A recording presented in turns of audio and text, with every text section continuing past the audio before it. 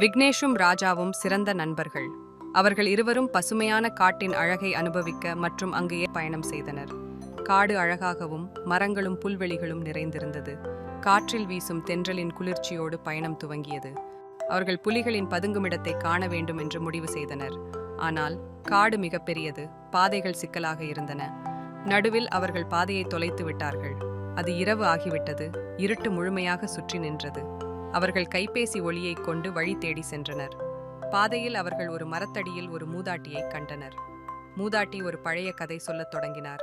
இதற்கு முன்னர் இங்கு ஒரு ராஜா மற்றும் அவரது குடும்பம் வாழ்ந்தது.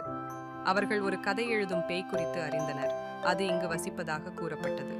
யாரும் அந்த பேயை காணவில்லை, ஆனால் அது உண்மையில் இருக்கிறது என்று கூறினார்கள்.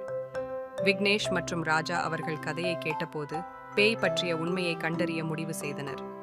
அவர்கள் மூதாட்டியின் வழிகாட்டுதலின்படி பயணித்தனர் மற்றும் சில அசம்பாவிதங்கள் நடந்தது.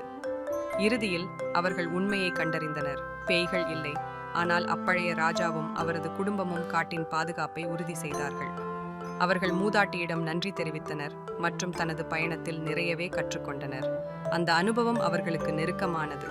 அவர்கள் காடுகளின் அழகையும் மர்மங்களையும் அனுபவித்தனர்.